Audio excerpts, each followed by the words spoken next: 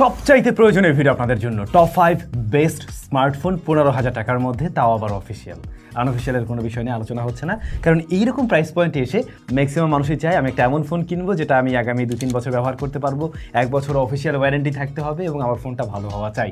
But option আছে বেশ কিছু, কোনটা রেখে কোনটা কিনবেন বুঝে উঠতে পারছেন না। তো আজকের ভিডিওতে আমরা বেশ কয়েকটা ডিভাইসকে চয়েস করেছি, মোটামুটি 5টার মতো, যে ডিভাইসগুলো আমার মনে হয়েছে এই সময় দাঁড়িয়ে মার্কেটে তো অ্যাভেলেবেল আছে এবং আপনার সাথে বোধহয় এটা যাবে।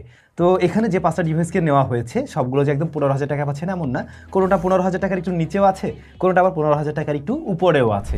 তো আমরা মোটামুটি ওভাবে সাজাচ্ছি, কেমন? তো আমরা মনে হয় একটা কাজ করতে পারি, যাদের বাজেট একটু বেশি আছে তাদেরকে দিয়ে শুরু করি, আস্তে আস্তে আমরা একদম 15তে চলে আসবো, তারপর আর একটু নিচেও চলে আসবো। আচ্ছা, ধরুন আপনার বাজেট মোটামুটি অফিসিয়ালি রয়েছে এরকম 18,000-এর আশেপাশে আপনি করতে পারবেন বা একটু কম বেশি।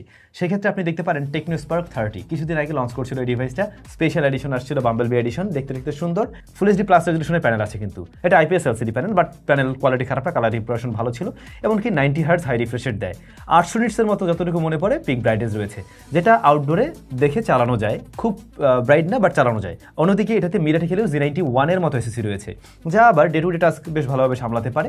পাশাপাশি আপনি যদি শখের গেমার হয়ে থাকেন আপনাকে নির্দ্বিধায় সন্তুষ্ট করতে পারবে এইটা। আর এই ডিভাইসে আপনারা ক্যামেরা হিসেবে পেয়ে যাচ্ছেন 64 মেগাপিক্সেলের একটা শুটার। এটার মেইন শুটারটা দিয়ে আপনি ডিসেন্ট একটা আউটপুট পাবেন, মানে এই প্রাইস পয়েন্টেরই আরও বেশ কিছু ডিভাইসের সাথে সিমিলার টাইপের একটা রেজাল্ট পেয়ে যাচ্ছেন। তাছাড়াও রয়েছে কিন্তু স্টেরিও স্পিকার, সাউন্ড কোয়ালিটি মোটামুটি প্রাইস পয়েন্ট অনুযায়ী ভালো ছিল, 5000 mAh ব্যাটারি রয়েছে এবং 18 ওয়াটের চার্জার রয়েছে। টেকনো ব্র্যান্ড নিয়ে কোনো আপত্তি না থাকলে আমার মনে হয় আপনি এরকম প্রাইস পয়েন্টে ডিভাইসটাকে দেখতে পারেন। আচ্ছা, এরপরে বাজেট প্রাইস সিমিলার বা একটু কম আছে, একটু কম থাকলে আপনি দেখতে পারেন ইনফিনিক্স হট 50, যেটা আবার আরও 1000 টাকা আপনি কমে পেয়ে যাচ্ছেন। ইনফিনিক্স হট 50ও কিন্তু অফার করছে ফুল এইচডি প্লাস রেজলিউশনের আইপিএস এলসিডি প্যানেল, যেখানে আমরা 120 হার্জ হাই রিফ্রেশ রেট দেখব। তো এইটা কিন্তু আবার আগেটার চাইতে রিফ্রেশ রেটে কিছুটা এগিয়ে আছে।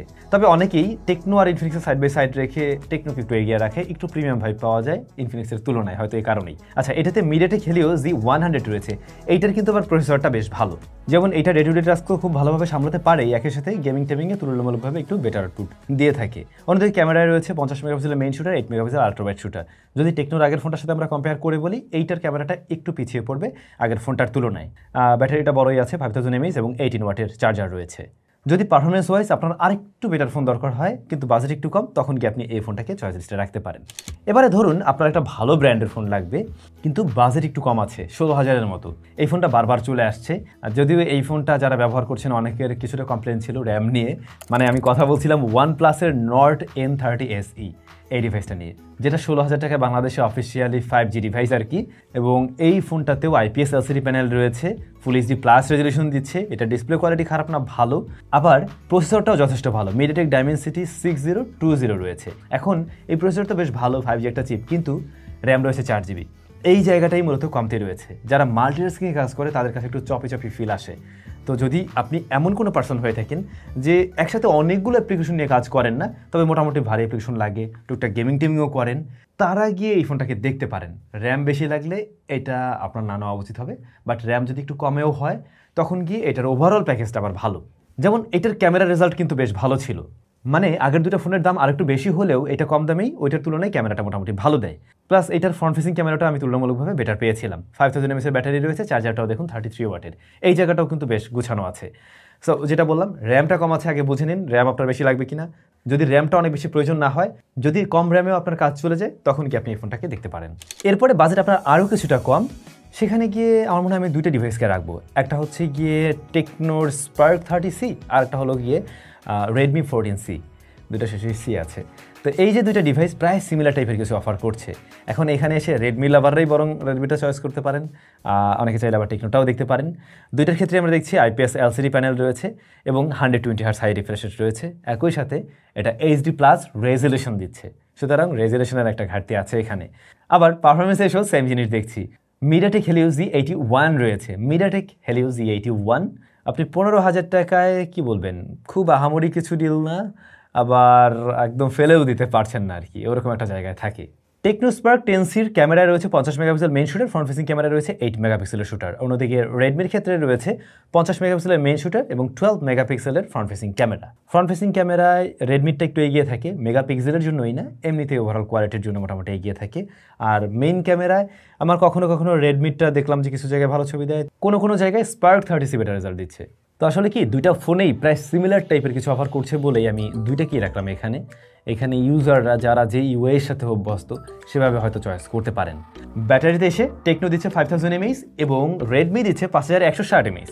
রেডমিটার ব্যাটারিটাও যেমন একটু বড়, আর আসলে এই ব্যাটারি ব্যাকআপ এখানে একটু বেশি পাওয়া যায়, তবে চার্জার কিন্তু সেম 18 ওয়াট। এখন রেডমিটা চার্জ করতে একটু বেশি সময় লেগেছে, আর যদি চার্জারের সাইজটা নিয়ে আমি বলি এই জায়গায় এটা স্ট্যান্ডার্ড হিসেবে মেনে নেওয়া যায় একদমই। তো এই দুইটার মাঝে আপনি হলে কোনটাকে চয়েস করতেন কমেন্ট করে অবশ্যই জানাবেন। বাট এই বাজেট ফ্রেন্ডলি ফোনগুলোর ক্ষেত্রে আমি আবারও বলবো আপনারা অবশ্যই ট্রাই করবেন যে এর যে ইন্টারনাল স্টোরেজ ওইটা একটু ফাঁকা রাখার জন্য, যতটা ফাঁকা রাখা যায় দেখবেন ততটাই বেটার পারফর্ম করে। অলরাইট, ফাইনালি এই জায়গার গেম চেঞ্জার যে কিনা মানে টোটাল খেলাটাই ঘুরেই ফেলছে, দামেও কম জিনিসপত্র অনেক বেশি, আর সেটা হচ্ছে itel S25 full HD plus রেজলিউশনের অ্যামোলেড প্যানেল দিচ্ছে, 120 হার্টজ হাই রিফ্রেশ রেট এবং দাম রেখেছে 13,990 টাকা। সবগুলোর চাইতে দামে কম, বাট সবগুলোর চাইতে বেটার ডিসপ্লে দিচ্ছে। এখন পর্যন্ত কোনোটাতেই আপনারা অ্যামোলেড পান নাই, এইখানে এসে সে অ্যামোলেড দিয়ে খেলে দিল। ডিসপ্লেটা এক কথায় দুর্দান্ত ছিল ওই প্রাইস পয়েন্ট বিবেচনায়। এরপরে প্রসেসর হিসেবে রয়েছে টাইগার 620। টাইগার 620 হচ্ছে কোন পজিশনের প্রসেসর? মিডিয়াটেক হেলিও Z91 আর Z99 এর মাঝামাঝি, বাট মিডিয়াটেকের চাইতে এটাকে আমরা একটু পিছিয়ে রাখি, এখন পর্যন্ত ওই জায়গায় যেতে পারে নাই, সেই হিসেবে আমি ধরে নিলাম এইটা এই প্রাইস পয়েন্টের একটা অ্যাভারেজ রেজাল্ট দেওয়ার মতো একটা এসওসি। র্যাম আছে কিন্তু 6GB এবং 128GB স্টোরেজ রয়েছে। আর এই ফোনটাতে ক্যামেরাটা রয়েছে 50 মেগাপিক্সেলের মেইন এবং ফ্রন্ট ফেসিং ক্যামেরা 32 মেগাপিক্সেলের। টু বি ভেরি অনেস্ট 15,000-এর আশেপাশে, 18-19-এ যাচ্ছি না, 15,000-এর আশেপাশে বাকি যত ডিভাইস নিয়ে কথা বললাম প্রত্যেকটা চাইতে এটার ফ্রন্ট ফেসিং ক্যামেরা এগিয়ে থাকবে। এমনকি মেইন ক্যামেরাও ম্যাক্সিমাম টাইমে মানে আলো টালো যদি ঠিকঠাক থাকে তাহলে ভালো রেজাল্ট দিতে পারে। আপনারা যদি আমাদের ফুল রিভিউ দেখে নেন তাহলে আরও বেটারভাবে আইডিয়া করতে পারবেন যে আসলে এটার ক্যামেরা কোয়ালিটি কী বা কী অবস্থায় আছে ডিভাইসটা। আচ্ছা, ব্যাটারি আছে 5000 mAh এবং 18 ওয়াটের চার্জার, ওই জায়গাটা মোটামুটি ডিসেন্ট। এটাতে আবার ইন ডিসপ্লে ফিঙ্গারপ্রিন্ট স্ক্যানারও আছে, কি একটা অবস্থা বলেন তো। সো এইটা বললাম না যে একদম টোটালি কিলার হয়ে গেছে এই প্রাইস পয়েন্টে এসে। এখন বাজেট যদি কম হয়, খুব দারুণ ফিচার দরকার হয়, আর যদি আইটেলের ইউআই নিয়ে কোনো ধরনের আপনার সমস্যা না থাকে বা এটার সাথে ইউজ টু হন কিংবা এই ব্র্যান্ড নিয়েও কোনো আপত্তি না থাকে, আমার মনে হয় এটা খুব দারুণ একটা করা ডিল এই মুহূর্তে। এর বাইরে কি আর কোনো ফোন নেই অফিসিয়ালি? রিয়েলমির বোধহয় ফোন আছে, স্পেক ওয়াইজ অত কিছু ভালো দিচ্ছে না, বাট যাদের ওই শক্তপোক্ত দরকার তারা দেখতে পারেন। আর তেমন কোনো ডিল নেই, তবে আমি শুনতে পেয়েছি খুব শীঘ্রই নতুন বেশ কিছু ডিভাইস আসবে এরকম প্রাইস পয়েন্টে অফিসিয়ালি। সো ওগুলো নিয়ে তো কথাবার্তা হবেই। সবাই ভালো থাকবেন, দেখা হচ্ছে আমাদের নিশ্চয়ই আবারও নতুন কোনো ভিডিওতে।